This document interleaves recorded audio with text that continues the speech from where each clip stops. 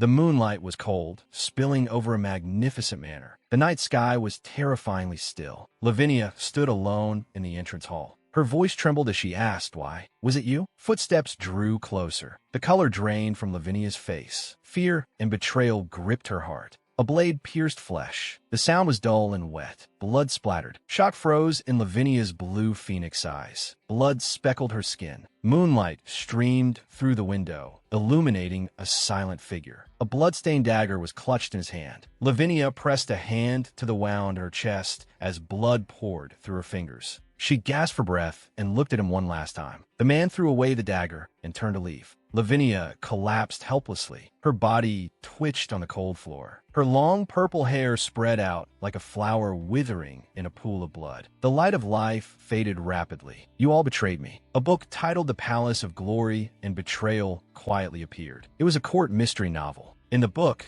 an official named Alice, who also served as the story's narrator, took center stage as a genius detective. But the key figure in the story was the wicked queen, Lavinia. Lavinia was a capable monarch, beloved by the people. Smiling warmly, she accepted a flower wreath from a little girl. But the rose that symbolized her began to wither. Petal by petal, it fell away. She gradually imposed harsher policies. Beneath a blood-red dusk, the guillotine carried out execution after execution. Its cold blade flashed. The victims multiplied, heads rolled, and blood flowed like a river. As dissatisfaction with the queen continued to grow, one of the people closest to her murdered her. The serialization of the novel stopped there, and the truth behind it remains unknown. The wicked queen in that story was Lavinia. We're alike. I started a business with my companions. At first, everything went smoothly. If we just kept going, we could have gotten back on track. We should have. A man shook hands with an older businessman, a triumphant smile on his face. He actually signed it without noticing it was a fake contract. He never dreamed we'd join forces, did he? Now the company is ours. My company was stolen from me. I was betrayed by the subordinate I trusted most. It made my blood boil. A tear slid down my cheek. What did I go wrong? A truck came barreling toward me. Blinding headlights swallowed me whole. If I had tried a little harder to understand them, would things have ended differently?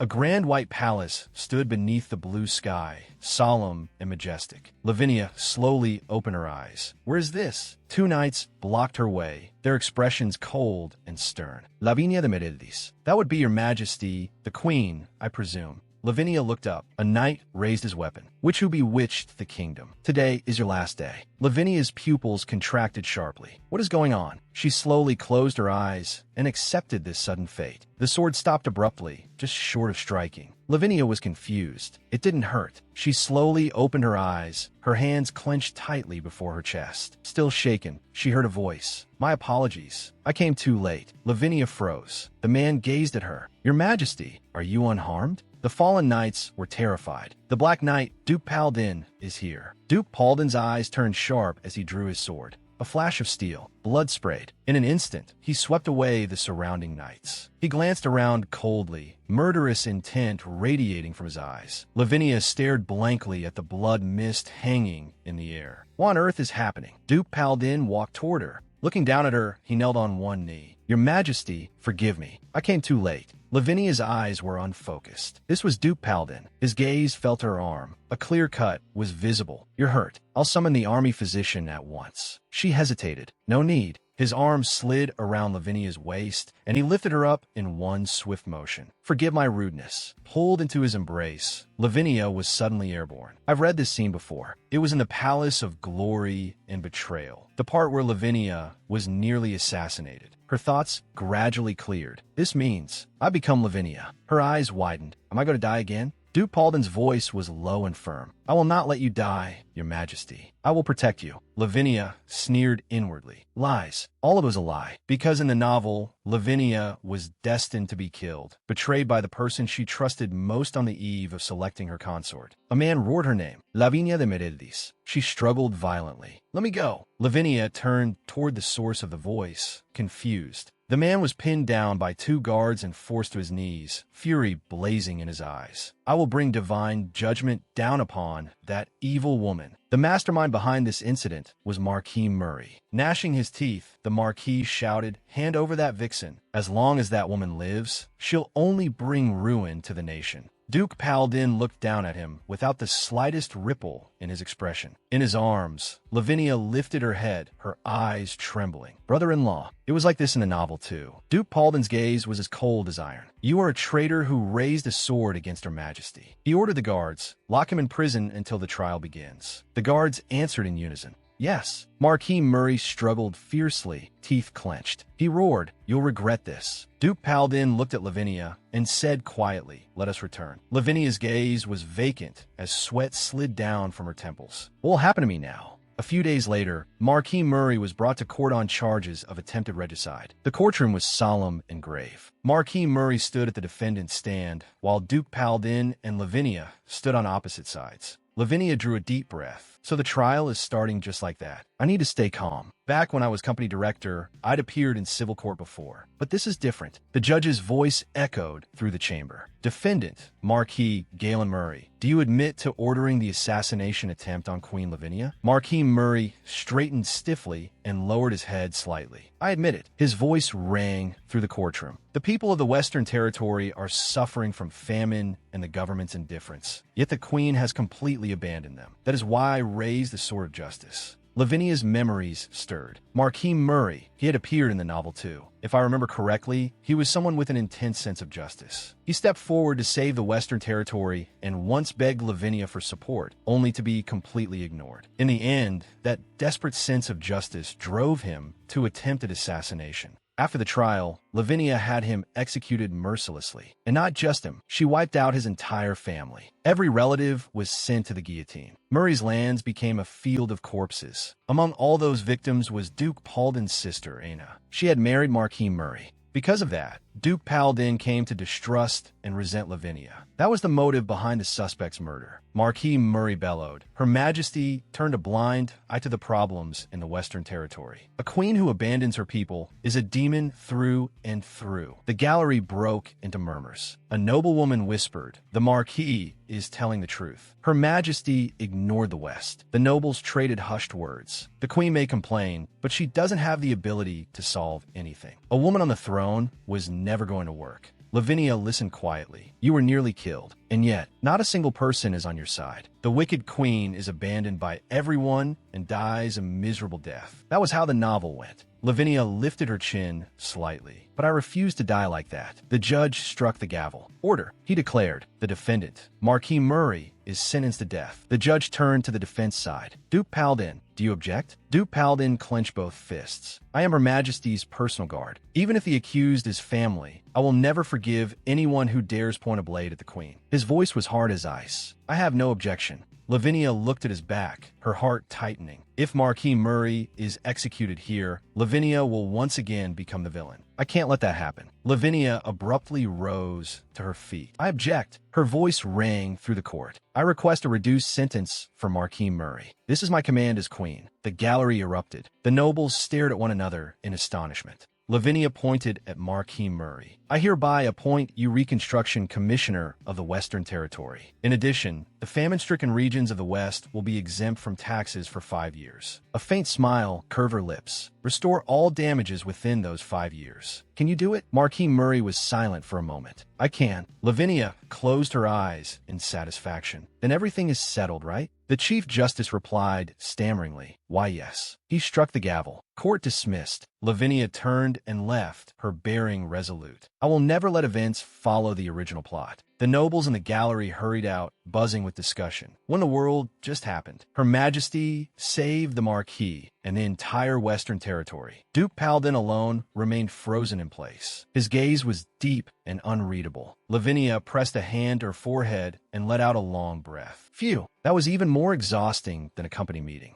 She suddenly clenched her fist. Good. As long as I fulfill my duties as queen, the ending will definitely change. The door opened. Excuse me. Lavinia looked up. Duke Paladin entered the room in formal attire. He bowed deeply. Your Majesty, I am truly grateful to you. Thank you for saving my brother-in-law's life. I will never forget this kindness. Lavinia averted her gaze. Don't say that. I didn't do it specifically for him. I simply had no other choice. Duke Paladin's gaze burned. Even so, because of your judgment, my brother-in-law was spared. My own heart was saved as well. Lavinia's pupil shrank. That was the dagger at Duke Palden's waist, glinting with a cold light. In the novel, it was the weapon he used to kill Lavinia. It had been a dagger. Lavinia pressed a hand to her chest, her face pale. The murder weapon left at the crime scene was a gift Lavinia had given Duke Palden to celebrate his appointment as commander of the Knights. Could the killer really be him? Lavinia looked down at him. I intend to remove you from your post in the Royal Guard. Duke Palden's expression froze at once. May I know the reason? Lavinia lowered her eyes. You might betray me, just like Marquis Murray.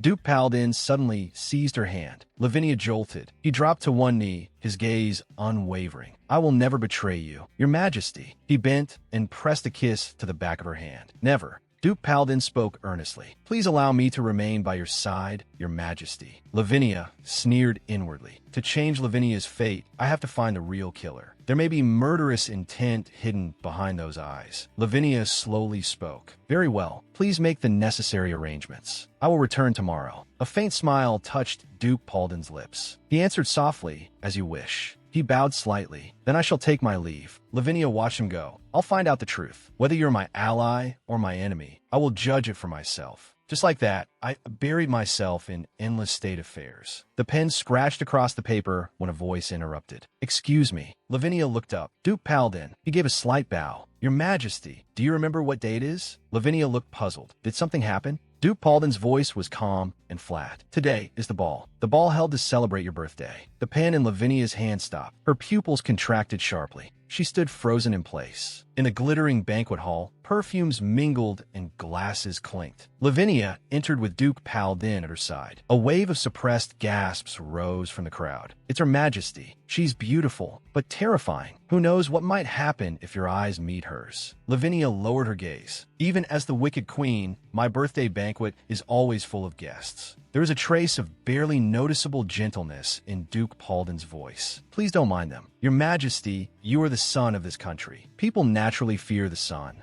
A bitter note touched Lavinia's smile. But that sun is destined to fall. She said aloud, it's fine. I don't mind. Duke Palden's eyes instantly sharpened. I do. His voice was cold as steel. Anyone who dares harm Your Majesty is unforgivable. His gaze darkened, and a flash of killing intent passed through it. The whispering crowd immediately fell silent. Ever since the royal trial, things have been like this. We made it through, but Duke Palden looked at Lavinia, his tone firm. Let's go. With her arm linked through Duke Palden's, Lavinia felt awkward. I'm not used to this kind of occasion. She sat alone on an ornate throne, surrounded by no one but cold luxury. She lifted a wine glass and took a sip of the deep red liquid. This feels strange. In the novel, there were 5 possible suspects who might have murdered Lavinia. The first was Minister of Education David Dio. He possessed power strong enough to rival Lavinia's and was a master at manipulating public opinion. Because of a certain incident, he hated Lavinia to the core. The second was the court jester, Jack Truff, an assassin sent by a neighboring country. He was now Lavinia's personal informant. A dangerous man. His original mission had been to take her life, and he could betray her at any moment. The third was Cyril Zuma, king of the tribes. He had unified the various tribes annexed by the kingdom and become their leader. Cyril was infamous for his brutality, a wildly ambitious man, always waiting for a chance to slit Lavinia's throat. The fourth was Prince Noah de Dis, Lavinia's younger brother. He held succession rights to the throne. He was like an intoxicating flower, driving noble ladies mad with love. Lavinia had stripped him of all privileges, leaving him no chance to ascend the throne.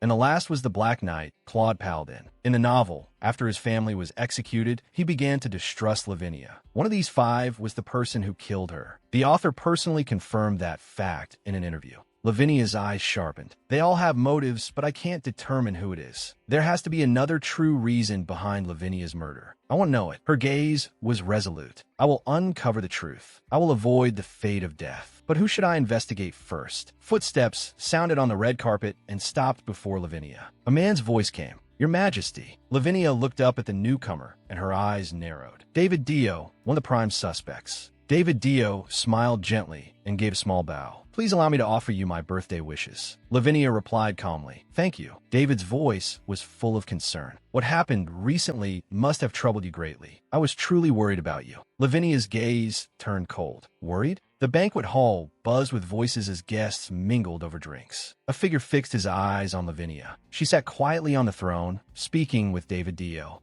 The man held a dagger, his face twisted. He roared, "Die!" Lavinia's eyes widened. Duke Paladin moved in time, wrenching the dagger from the man's hand and driving a kick into his stomach. Horrified, Lavinia watched Duke Paladin seize the man by the throat and pin him hard to the floor. He raised the dagger, murderous intent blazing in his eyes. Lavinia shot to her feet. "Stop!" Duke Paladin halted. The gleam of the dagger reflected on the terrified man's face. The guards twisted the man's arms behind his back and dragged him away. Duke Paladin stepped forward. "Are you all right?" Lavinia lowered her head. "I'm fine, thanks to you." She looked at Duke Paladin with a complicated expression. This man would kill without hesitation. Sensing something, Duke Paladin said, "Your Majesty?" Lavinia asked, "Will you obey all of my orders?" Duke Paladin answered calmly, "Whatever order you give, I will obey." Lavinia raised her eyes to meet his. She tested him. "What if I ordered you to die?" Duke Paladin placed a hand over his chest. "If you desire my death, I will gladly offer up my life, because I believe that your Majesty is always right." Lavinia's thoughts were in turmoil. Any ordinary girl would probably faint hearing that. But just how much can I trust him? Her eyes dropped to Duke Paladin's hand. A cut was clearly visible. "You're injured," Duke Paladin said evenly. "It's only a scratch. Please don't trouble yourself." Lavinia frowned. "What are you saying?" "The wound must be treated properly." Cold sweat appeared on Duke Paladin's cheek. He paused slightly. David Dio watched quietly from the side. With a smile on his face, he said, "Your Majesty, have you considered what we discussed before?" Lavinia looked confused. "What discussion?" David's tone carried a hint of reproach. "Pretending not to remember, Your Majesty, is rather impolite." He bent closer to Lavinia. "I mean our marriage." Lavinia's pupils contracted. "Marriage?" Duke Paladin's face darkened. The surrounding guests all turned to look, whispering to one another. David smiled as he spoke. "There are too many years here. This is no place to discuss something important. If you permit it, shall we speak another day?" Lavinia lowered her gaze, a sense of foreboding rising within her. "But I need to know what Lavinia discussed with him," she said. "Very well." David's smile turned warm. "Thank you for your generosity." Paladin's hand clenched abruptly. "I can't let my guard down."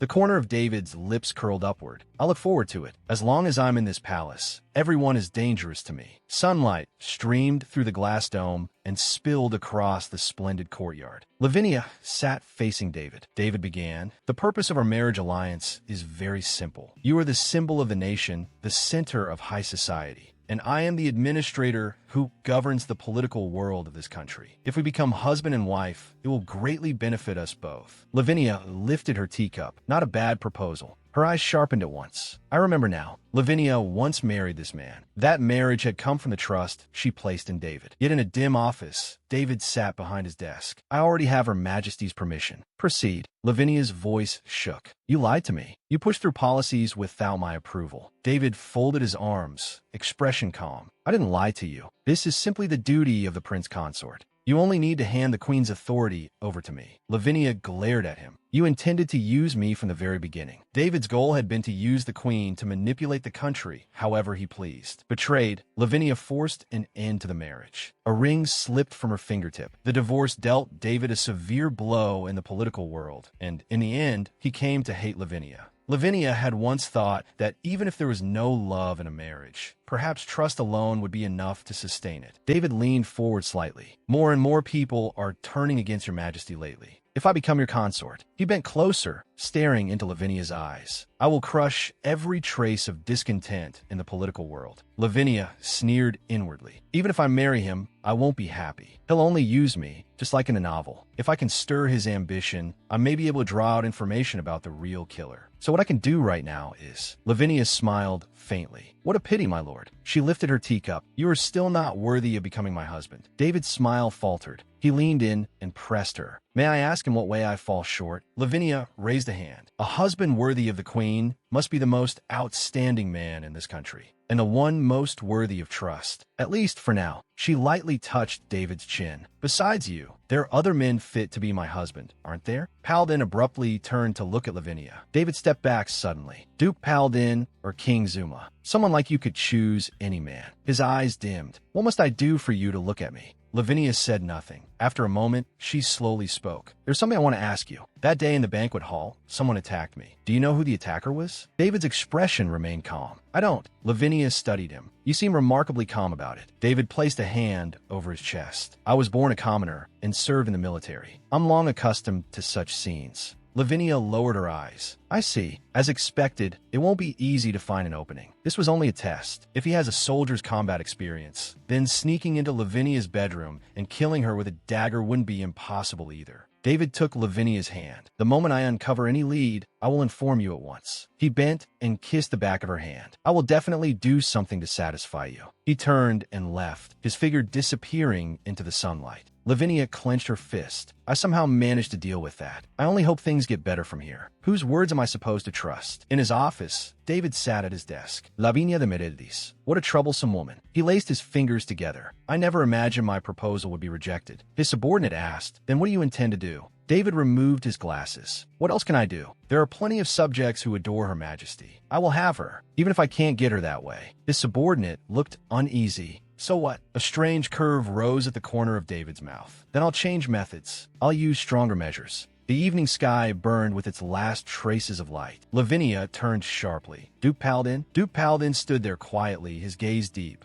Lavinia spoke softly. Have you been here the whole time? Duke Paladin nodded. Yes, I was worried for your majesty's safety. Lavinia reached out and gently touched his cheek. You must be freezing, waiting in a place like this for so long. Duke Paladin turned his face slightly, a faint flush rising on his cheeks. This is fine. Lavinia pressed further. How long have you been waiting? Since this afternoon? Duke Paladin said nothing. Lavinia's eyes trembled. Why would you go this far for me? Is it because I saved Marquis Murray? One day, that dagger may kill me. But right now, I want to believe you. So, Lavinia turned. Sunlight fell across her as she smiled over her shoulder. Come with me. There's something I want to ask of you. Lavinia sat gracefully upon a sofa. Can you investigate the Prime Minister for me? Duke Paladin tilted his head slightly. The Prime Minister? Lavinia's eyes were earnest. You're the only one I can entrust with this. Duke Paladin's pupils contracted sharply. The only one. He dropped to one knee and bowed his head solemnly. Leave it to me. I will investigate thoroughly, personally. From his connections to every corner of his private life, I will root out every suspicious factor. A trace of relief appeared on Lavinia's face. She nodded in person. I'm counting on you. A smile rose at the corner of Duke Paladin's mouth. Lavinia turned her face aside. The way he looked now was completely different from the man she had seen in battle. A quill rested beside the documents, the ink bottle still open.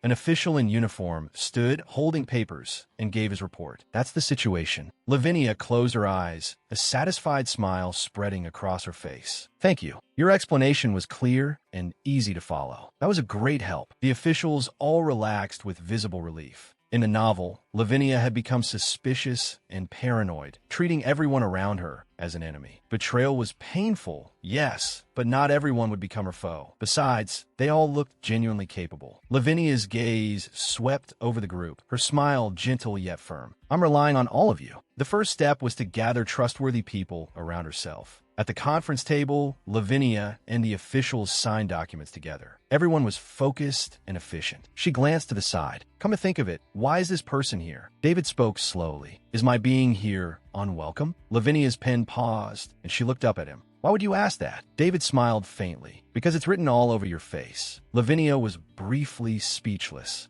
David continued, Your Majesty, you were just injured, were you not? As Prime Minister, isn't it only natural that I come assist you? Lavinia lowered her head and resumed writing. Yes, that's true. The two of them worked at astonishing speed. Lavinia and David processed documents side by side, their pens scratching nonstop. Their efficiency was almost frightening. The officials whispered among themselves. With the Prime Minister here, everything is progressing very smoothly. Lavinia kept her head down over the papers. That part is true. But then David suddenly leaned down and whispered, so only the two of them could hear, you need to acknowledge it. My abilities are unmatched. Lavinia pushed him away. Do as you please. Then her eyes landed on the bouquet on the table. By the way, what's with those flowers? David smiled slightly. Just a small gift. If you like, I can prepare a much more extravagant bouquet. And what I can offer isn't limited to objects. I can also provide excellent personnel. For example, my own subordinates. Lavinia lowered her eyes. I appreciate the thought, but borrowing the Prime Minister's people would only place more eyes around me to watch me. I can't owe a favor that large to my number one suspect. David turned toward the door. Then I shall take my leave. After he left, more and more people began to gather around Lavinia. David's gaze swept over them. She was supposed to be isolated, left with no one to rely on. Things were becoming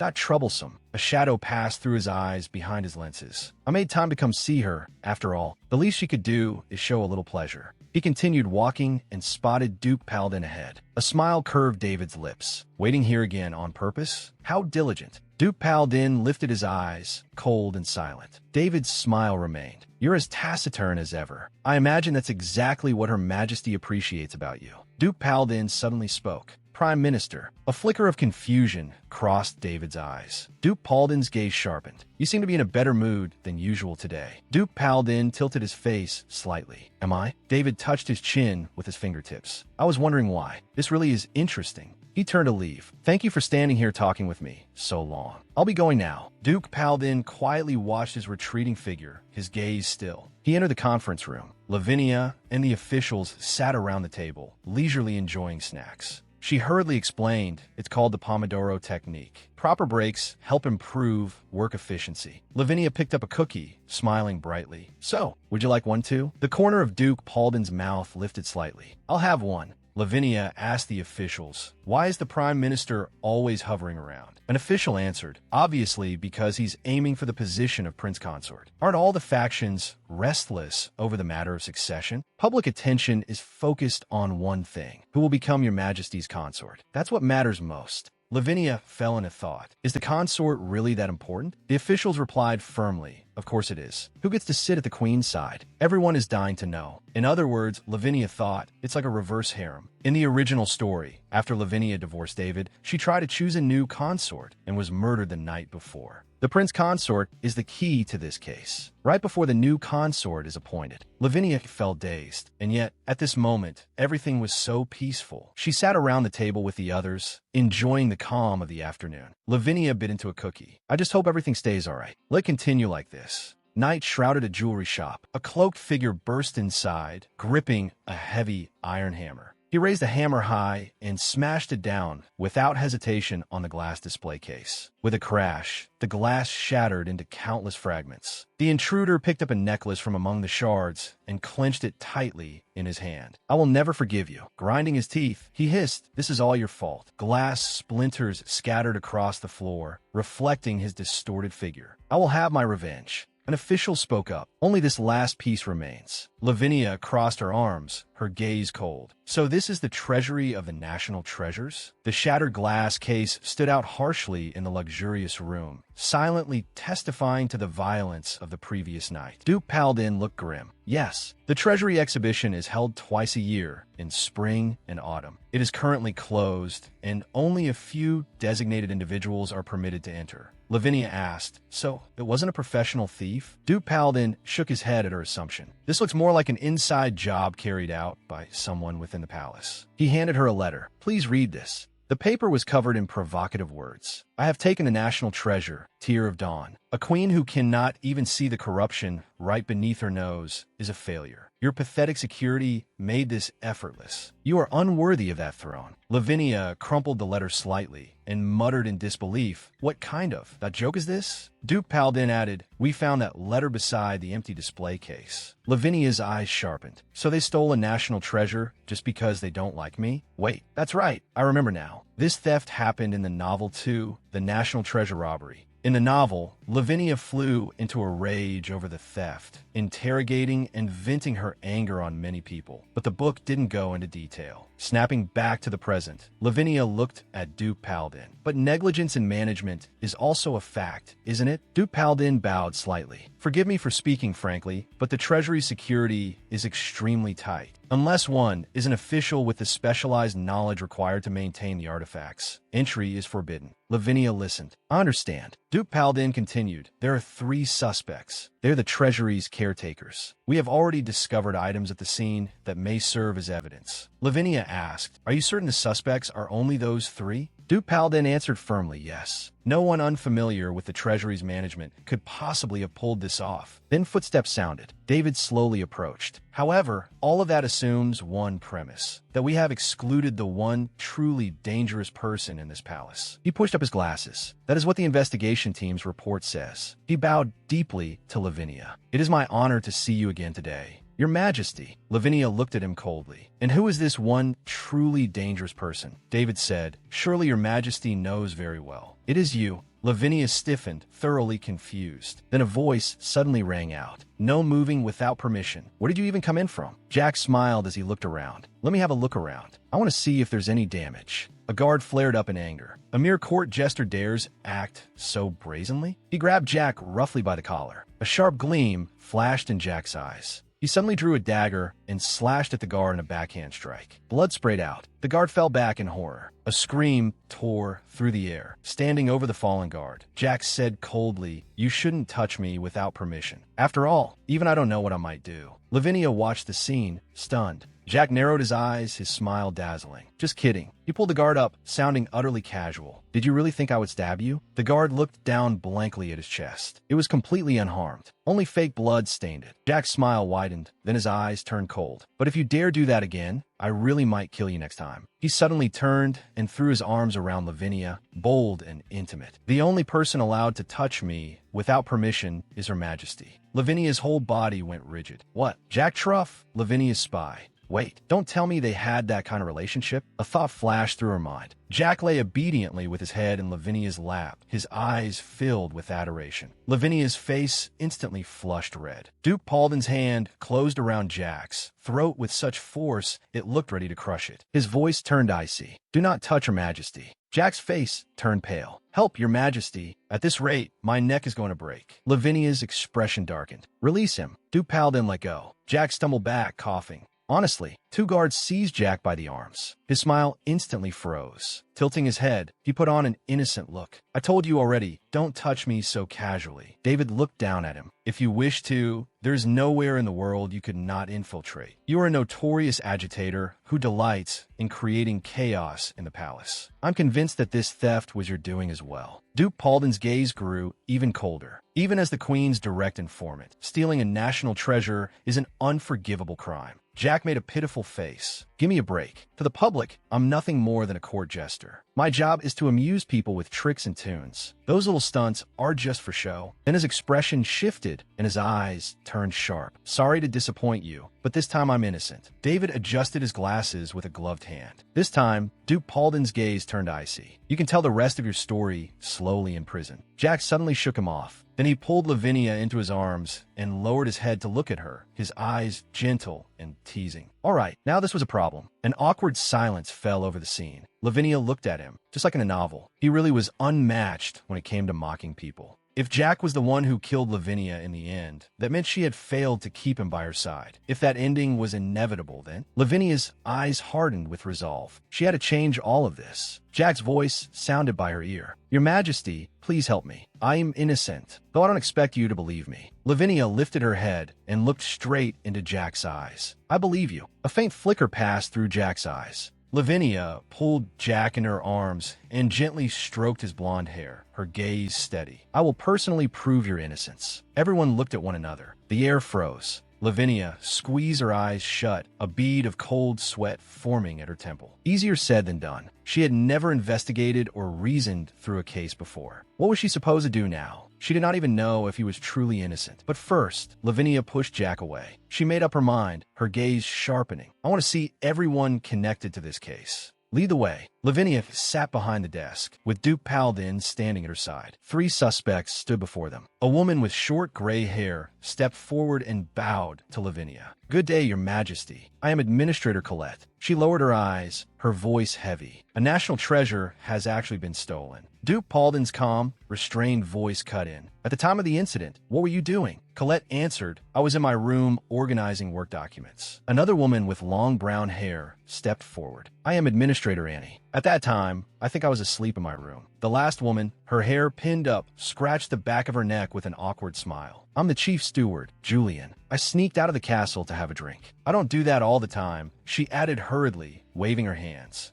Lavinia studied the 3 of them. "So none of you can prove your alibi." Duke Paladin whispered in her ear. All 3 of them could have committed the crime. Besides Jack, Lavinia tilted her head slightly. "Yes." She braced both hands on the desk and rose abruptly. "Let's go take another look at the scene." Lavinia's gaze fell on the items said to have been found there. Colette's fountain pen, Annie's earring, and Julian's pocket watch. The three items lay quietly on the paper. Lavinia stared at them. In stories, the culprit often leaves someone else's belongings behind to frame them. But with all three there, nothing could be inferred from it. Jack bent down close, tapping his lips lightly with his index finger. Do you know who the culprit is? Lavinia said nothing. Only after a moment did she slowly answer. I'm thinking. I don't know who the culprit is, and I don't know where the stolen national treasure is either. Jack raked a hand through his hair irritably. The case is at a dead end, isn't it? Lavinia spoke. You're awfully bold. If the culprit can't be found, everyone involved will be punished, including you.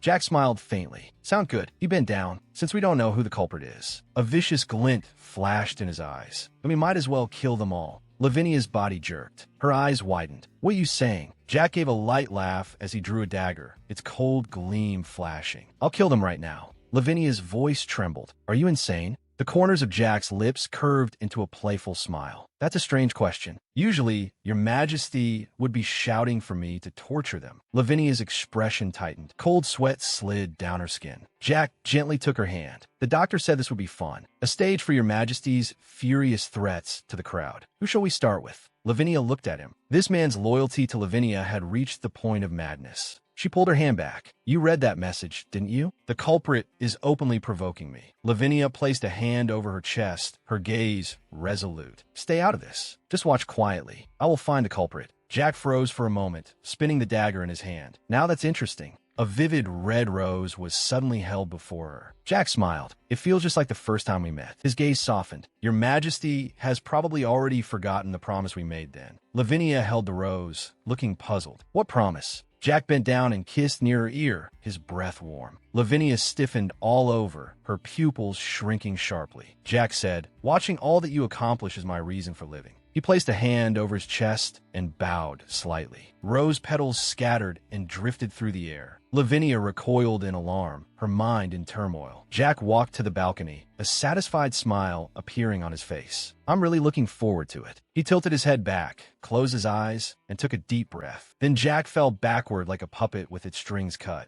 Lavinia's pupils dilated in horror as she rushed to the edge of the balcony. He was gone. Even Lavinia found him difficult to handle. No one could really control a person like that. Lavinia held a hand to her forehead and let out a long breath. I need to calm down. She walked alone through the empty hall. The message card, the planted objects, the shaky alibis. All of it proved that the culprit had no intention of hiding the crime. They were even provoking her, provoking the queen. Lavinia lightly touched her lower lip, deep in thought. What did the culprit really want? A voice exploded in her mind. It's your fault. Lavinia spun around in shock, her face paling. Annie and Colette were confronting each other in the empty hall. Annie flung out her hand, her face twisted. It's all your fault. This happened because you neglected your duties. Colette pressed a hand to her forehead, her face full of pain. I'm sorry. Julian stepped between them. Calm down. She looked at Annie. Colette has always been working hard on her own. You shouldn't blame her. This incident was simply unfortunate. I understand Colette's workload is heavy. Then her tone turned cold. So please don't do anything to betray us. Colette lowered her head. Yes. Lavinia stood at a distance. The treasury was tightly controlled. Rather than worrying about the national treasure, perhaps they should have managed their own staff first. This was less detective work and more like an internal corporate audit. Lavinia's eyes lit up. So that was it. She touched her lower lip with her fingertip. I know who the culprit is. Lavinia rushed over to Duke Paladin. He turned back in surprise. What is it? Lavinia's gaze was firm. There's something I need you to investigate. In the hall, Lavinia stood with her arms crossed, her expression grave. Julian approached her. I heard you've already found the culprit. Lavinia answered with certainty. Yes. Colette looked confused. Who would do such a thing? Lavinia's gaze was sharp. Before that, we must understand one thing. Why did the culprit commit the crime? Julian asked, puzzled. Isn't it obvious? To steal the national treasure.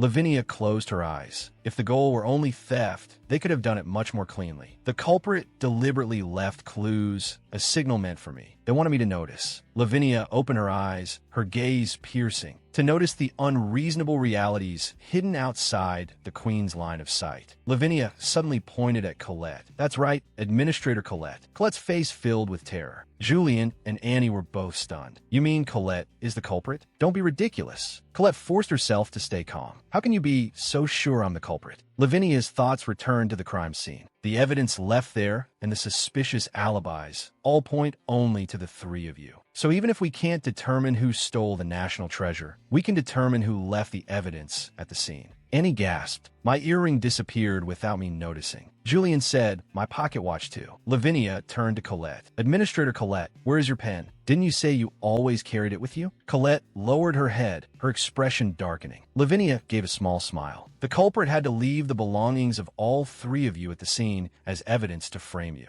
I imagine stealing those items took considerable effort. A simple investigation would make the truth clear. I already asked the Duke to investigate. I have evidence proving that you stole the earring and the pocket watch. But Lavinia looked at Colette. If possible, I hope you'll confess, even if it only reduces your sentence a little. Shadows clouded Colette's eyes. There's no need for that. She lifted her head, her gaze steady. Since you've already investigated that far, I have nothing more to say. A cold smile curled at Colette's lips. Julian and Annie, those two fools could never have stolen the national treasure. Annie asked in shock, you stole the national treasure? Colette admitted calmly, that's exactly what I mean. Julian flew into a rage. Why would you do something so stupid? Colette's gaze turned icy. The stupid ones are you too. Lavinia crossed her arms. The two of you neglecting your duties will be thoroughly investigated. All the bullying and abuse you directed at Colette in the workplace will be made public. Annie and Julian went pale and froze where they stood. Colette closed her eyes, a faint smile appearing on her lips. Yes, everyone in the palace knew what happened when one touched Lavinia's pride. He had used that fact to devise a plan that would drag them down with him. He wanted those two bullies punished alongside him,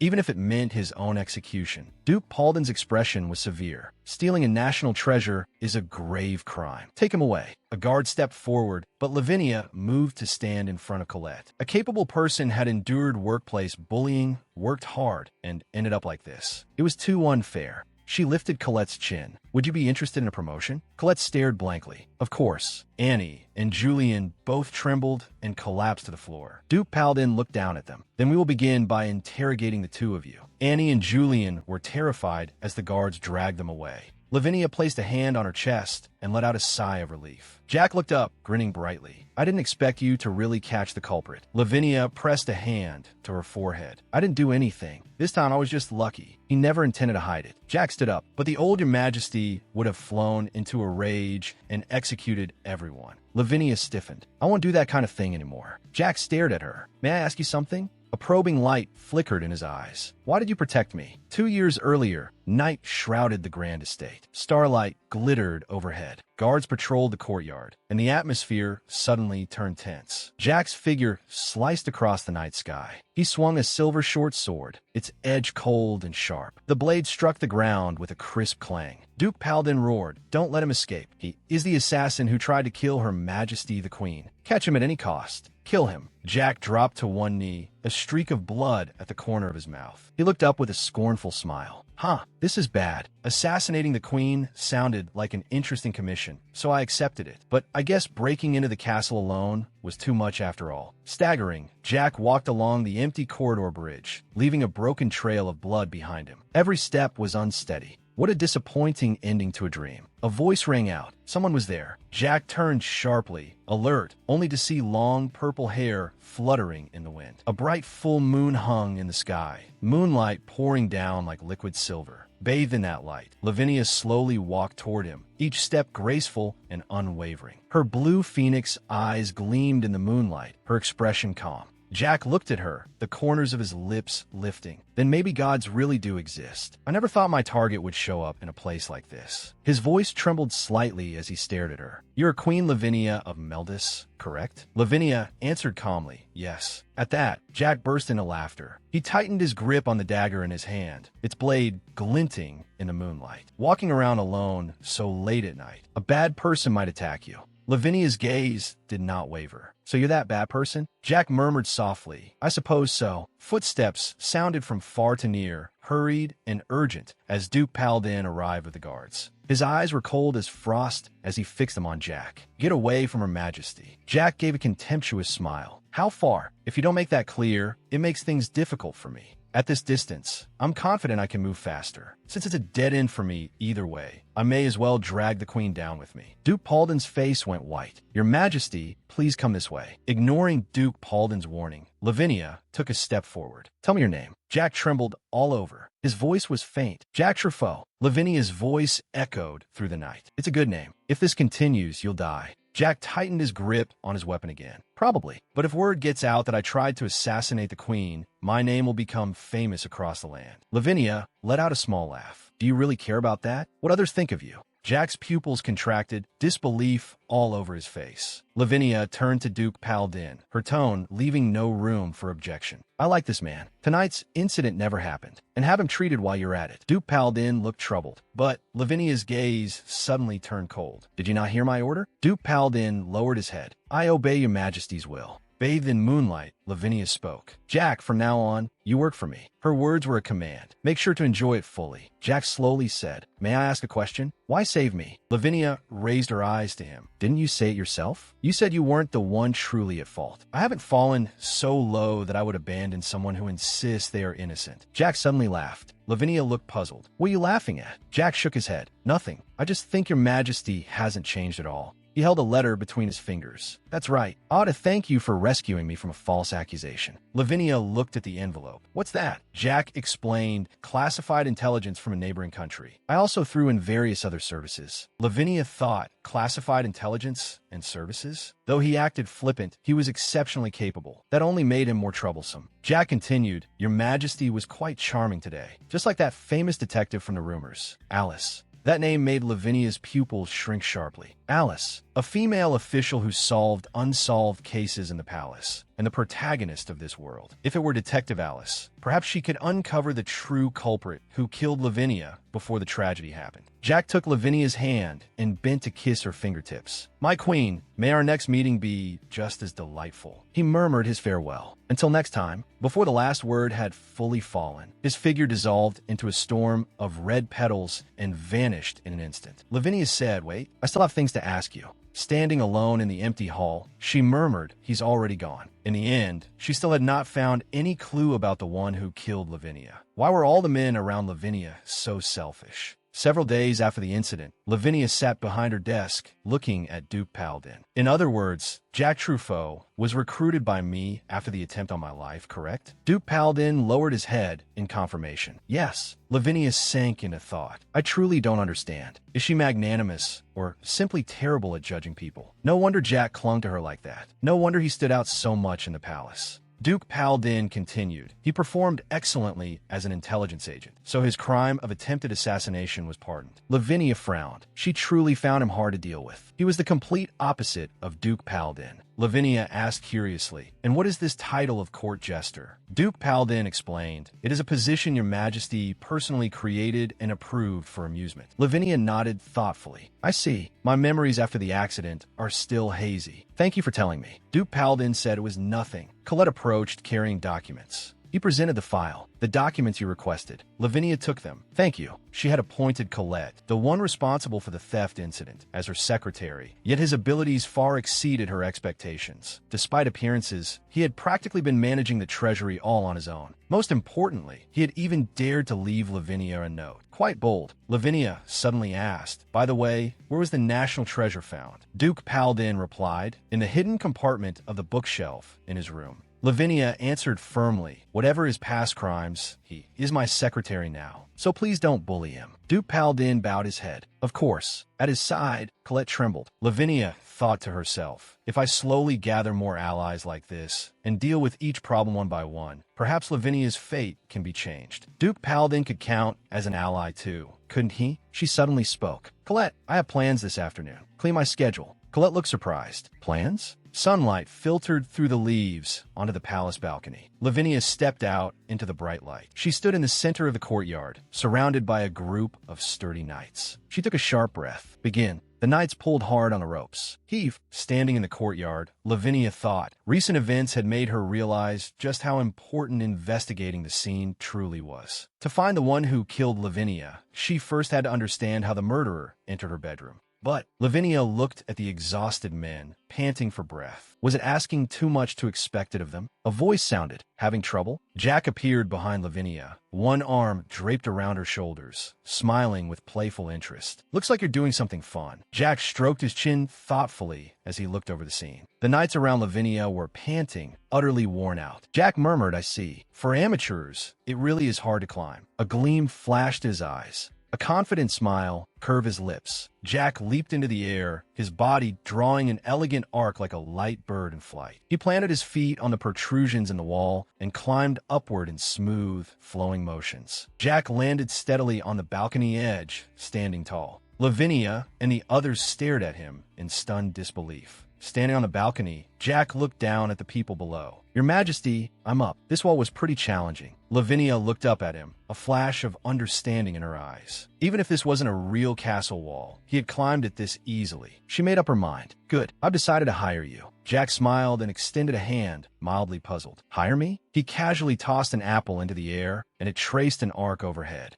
An arrow whistled through the air, piercing the apple with perfect accuracy. It shattered instantly. Lavinia looked Jack straight in the eye. Infiltrate my bedroom, all the way to my room. Jack looked slightly surprised. Your room? Lavinia answered firmly, yes. That climb just now was only practice. This time, I'll activate the security traps. Jack thought it over. Sounds difficult. One wrong step, and I could be turned into a pincushion. Lavinia said, but you can do it, right? Jack raised his eyes, a confident smile touching his lips. I am fairly sturdy. I mustn't disappoint your Majesty. Lavinia stood in the middle of the room. This is the bedroom where I was murdered. The killer entered from the balcony. To reach the balcony, they would have had to climb the outer wall without being seen. If someone could infiltrate this far. In Lavinia's eyes appeared the image of a nimble figure. Boots landed lightly on the balcony edge with a faint sound. Jack stood there, bathed in light. He really had succeeded. Shock was written all over Lavinia's face, her lips slightly parted. Jack spread his arms with theatrical exaggeration. Well, if you're satisfied, I would be deeply grateful for applause and cheers. Lavinia clapped lightly, just as I thought. Then she asked, can you tell me what it was like climbing up here? Jack closed his eyes, a faint smile on his lips. Because I always do what I say I will. This is an extremely dangerous infiltration route. Without considerable skill and a detailed understanding of the building structure, it would be impossible to succeed. Lavinia's thoughts drifted. In other words, someone as agile as Jack and thoroughly familiar with the interior layout really could have infiltrated it. Jack's voice pulled her back to reality. So then, Miss Lavinia, why did you have me do this? Lavinia looked at him. If he really was the murderer, would he let this chance pass? She said, I wanted to know whether an intruder could kill me. Jack looked baffled. What? Lavinia's eyes sharpened, danger flashing in her pupils. She suddenly drew a dagger and pressed it to Jack's throat. Like this. Do you understand now? Jack's eyes remained calm. How dangerous? Who would dare kill the queen? Lavinia's gaze went cold. Enough. Answer my question. There was not a ripple in Jack's blue eyes. I think it would be possible. If someone could infiltrate this far, then taking your life would be a trivial matter for them. Lavinia spoke slowly. I see. That's what I needed to confirm. So Jack still could not be removed from the list of suspects. Even if he had no intention of killing her now, she had no way of knowing when he might one day turn a blade against her. A trace of pain flashed through Lavinia's eyes. It was painful to keep doubting people. A bead of cold sweat slid down Jack's face. He asked carefully, may I get up now? Lavinia withdrew the dagger. It's a toy. How could I possibly use a real one?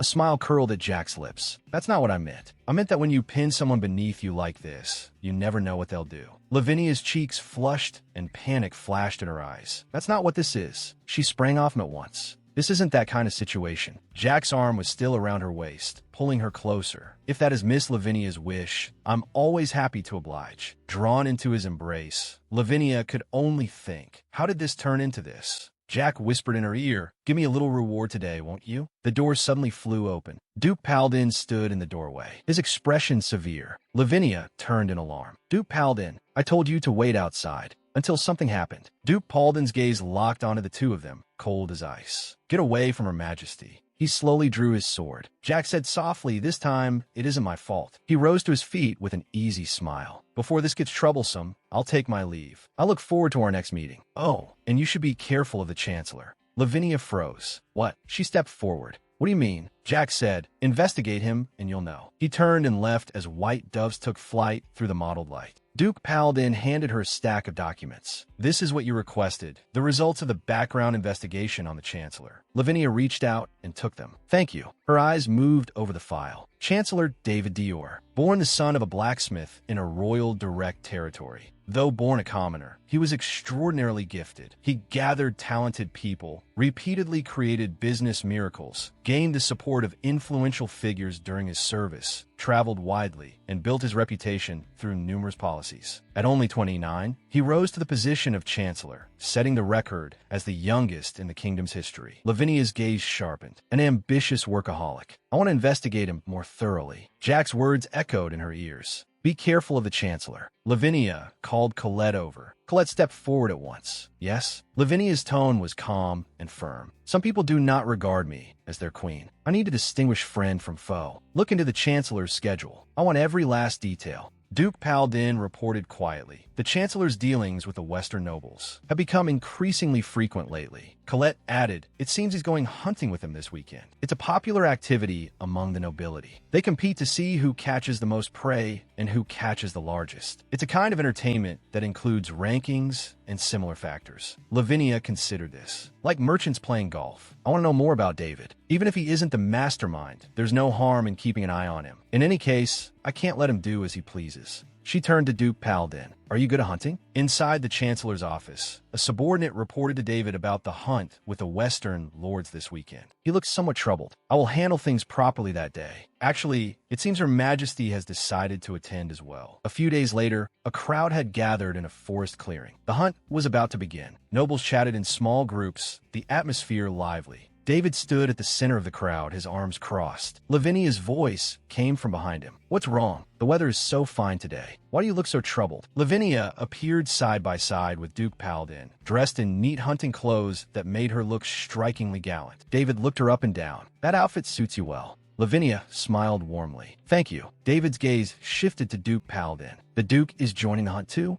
That's rare." Duke Paladin answered expressionlessly, "I am Her Majesty's escort." David's eyes narrowed slightly behind his glasses, his gaze sharp. A faint smile touched his lips. "I see. How reliable." Lavinia had thought him a cold man, but whenever the name Queen Lavinia came up, he seemed to become more animated. Standing behind Lavinia, Duke Paladin rested a hand on her shoulder. "Her Majesty joining the hunt was entirely beyond my calculations. I truly cannot read what she's thinking." David then said, "Your Majesty, this must be your first time using crossbow. Please use this." He handed Lavinia a handkerchief. "Please be careful not to hurt yourself, and try not to stray too far from the Duke." Lavinia accepted the handkerchief. "Thank you. That's very thoughtful." David bowed slightly. "Then I will take my leave for now." He turned and walked away, leaving Lavinia and Duke Paladin behind. David thought, "This isn't like me at all." Lavinia thought, "He's more considerate than I expected. Or perhaps he has another motive." A voice came from behind her. "Your Majesty." Lavinia turned at the sound. Marquis Murray. Marquis Murray hurried over, looking flustered. "I never imagined Your Majesty would attend the hunt." Lavinia's thoughts flashed back. Marquis Murray, the man who had plotted her assassination. Yet she had appointed him to oversee reconstruction in the Western region. Since the hunt was being held in the West, his presence was only natural. Lavinia said, "You look well." Marquis Murray gave a deep bow. "That is all thanks to Your Majesty. With your support, the Western region is recovering. Many of my worries have been eased." Lowering his eyes, he added, "I cannot express how grateful I am to Your Majesty." Lavinia watched him coldly. Even someone like him could change his attitude so completely. Marquis Murray looked up again. "Please continue to support us in the future as well." Duke Paladin said calmly, "I am here too." Marquis Murray replied enthusiastically, "Of course, I am delighted to see you as well." A bird rested quietly among the trees. David raised his crossbow and aimed at it. He pulled the trigger, and the bolt shot through the air.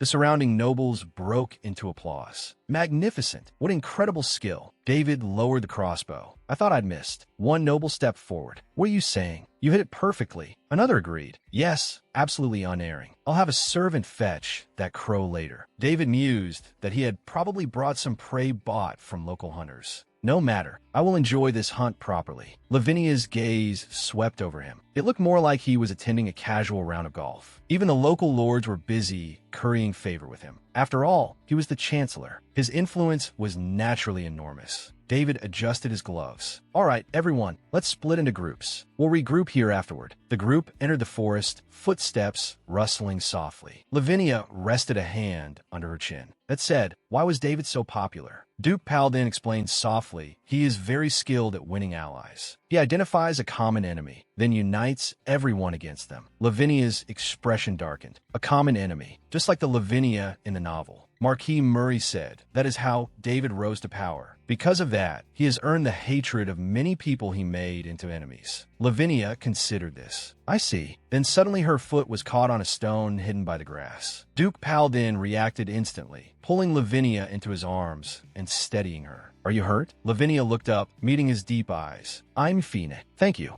Duke Paladin let go, but his gaze shifted away slightly. It's nothing. Be careful where you step. The ground is getting steeper. A sharp howl tore through the forest. Lavinia and Duke Paladin both looked up at once, shock on their faces. What was that just now? Not far away, a nobleman lay in a pool of blood, a crossbow fallen beside him. A giant tiger let out a thunderous roar, baring its fangs, murderous intent blazing. David raised his crossbow in alarm. What is that monster? He clenched his teeth. This is no joke. The giant tiger lunged, its claws slicing through the air straight at David. David was knocked down instantly and slammed hard into a tree. Pain surged through him, and he let out a muffled groan. The tiger stalked closer, its eyes gleaming eerily. Blood streaked David's face, his glasses crooked. Who set this trap? Duke Lionel of the East? The Inspector General? Or perhaps the Speaker? Dropping to one knee and gasping for breath. He thought, they actually meant to feed me to a wild beast. I can't die in a place like this.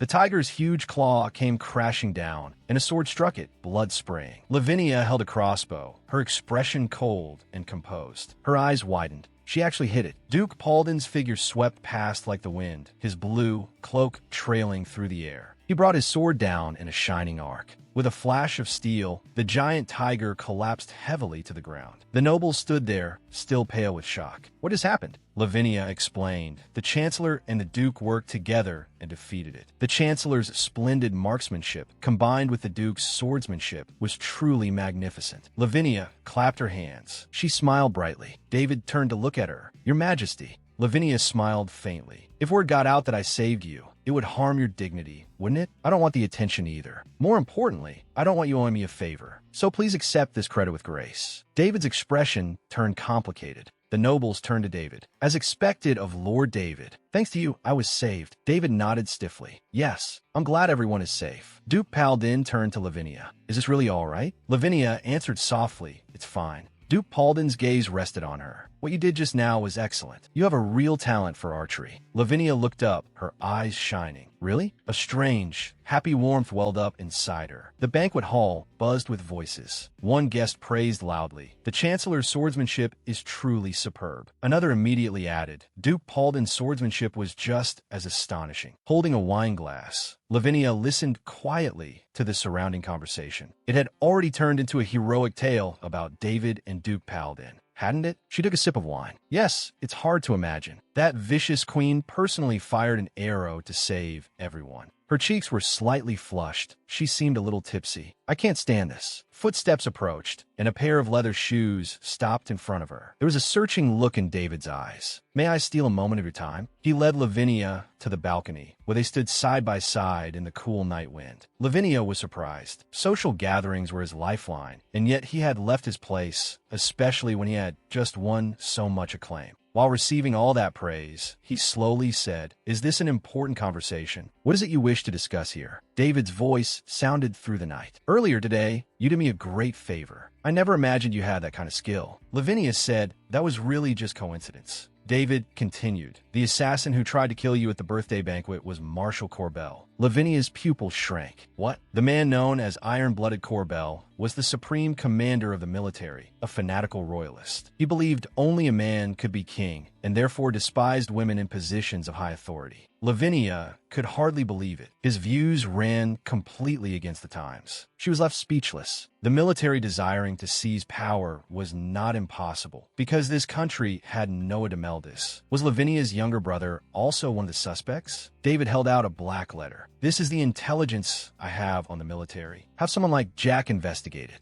A glint flashed through Lavinia's blue eyes. He looked at him quietly, and David noticed his gaze. What is it? Lavinia shook his head slightly. Nothing. I was just curious about why you suddenly seemed to have so many intentions. He let out a soft gasp. Damn, he had let his true thoughts slip out. He definitely wasn't giving me information out of pure goodwill. He must have some other motive. David was silent for a moment. Then a faint smile touched the corners of his lips. I just don't like owing people favors. It never feels good to stay indebted, but I do rather enjoy making other people owe me. A meaningful smile appeared on Lavinia's face. Is it your true nature? David admitted it calmly. Yes, I come from common stock after all. Please forgive my lack of refinement. Lavinia smiled. I don't mind. To be honest, I don't like being bound by formalities either. He closed his eyes, and his smile bloomed in the glow of the light. Then I can speak freely with you. Can't I? David looked at him, a trace of confusion in his eyes. Could this person smile like that too? By the roadside, David was polishing a man's shoes. The man stood with his arms crossed, impatiently waiting as a splendid carriage slowly approached. Lavinia sat by the window, sunlight outlining his figure. David gazed at his profile, as if he were from another world. Lavinia turned around. Then let's go back. David stepped in front of him. Lavinia looked up at him, and a flicker of surprise crossed his eyes. What is it? David's voice was low. Could you stay with me a little longer like this? Lavinia asked in return. Why? David stared at him. Because I want you to trust me more. Lavinia's cheeks flushed faintly. If you approached me because of the prince consort matter, then the information you gave me earlier is already enough to prove your sincerity. David lowered his eyes. That's good. He took a step forward. To be honest, I desire the position of prince consort more than anyone else in this country. But right now, something matters even more than that. I'm very interested in you.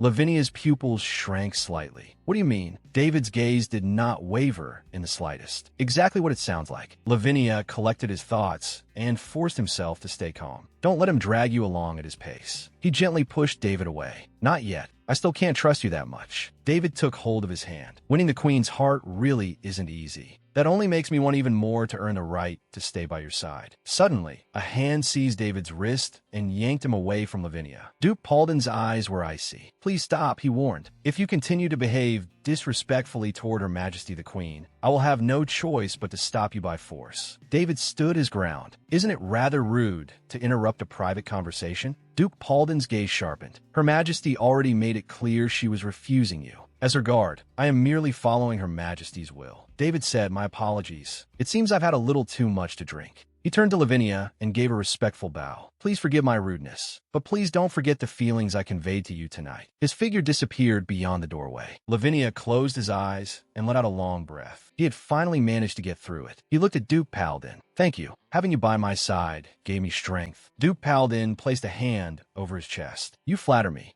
Lavinia said softly, there's no need to be modest. If it hadn't been for you earlier today, things would have become very difficult. Duke Paladin gazed at the full moon in the night sky. Protecting your majesty is my duty. And as for my brother-in-law and my sister, I don't know how to thank you. If not for your majesty's grace, I can't imagine what would have become of them. Lavinia's expression grew complicated. Perhaps I don't want to imagine it either. Then he asked curiously, where did you learn swordsmanship good enough to slay such an enormous magical beast? Duke Paladin replied, my mother taught me. The Paladin family is a renowned martial house. But my father, who married into the family, had a gentle temperament, so my sister Aina and I underwent all of the harsh martial training. Lavinia exclaimed in admiration. That must have been hard. Duke Paladin recalled the past. Yes, when I was 14, I was forced to inherit the ducal title. After that, I was sent back and forth between the eastern and western fronts. The battlefield was my everyday life until the day of your majesty's coronation. Duke Paladin placed a hand over his sword. It was you who personally appointed me commander of the Knight Order. I understand nothing but martial arts. Beyond that, I have no talents. Precisely because of that, I want my sister to live a happy life. Lavinia turned his head slightly. You really care about your sister. A smile appeared on his face. That's rather surprising. I didn't know you had that side to you.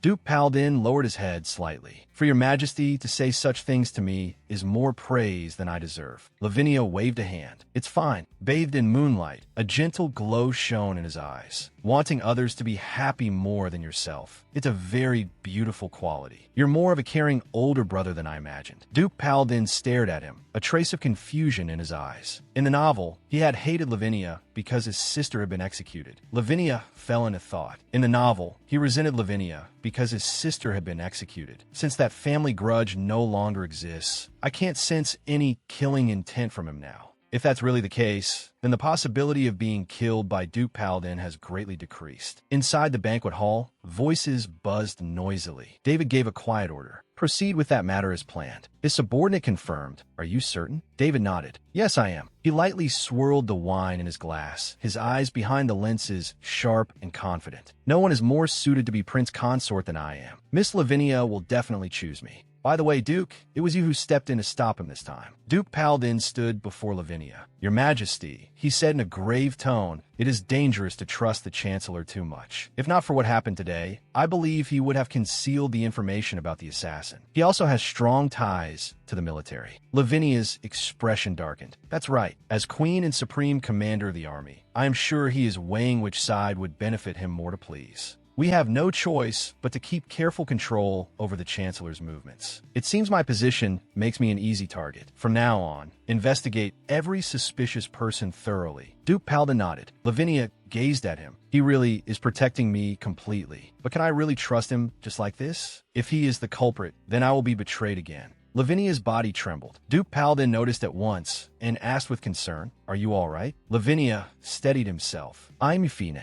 I just feel a little cold. I'm glad he's protecting me. I want to rely on him too. But for some reason, I can't fully trust him from the bottom of my heart. Duke Paladin's gaze suddenly turned cold. Your Majesty does not trust me? Lavinia hurriedly denied it. No. Duke Paladin's tone was resolute. Even so, it doesn't matter. He abruptly drew a dagger, its blade flashing coldly. Lavinia's pupils contracted. What are you? Duke Paladin pressed the dagger to his own chest. My life exists for your Majesty.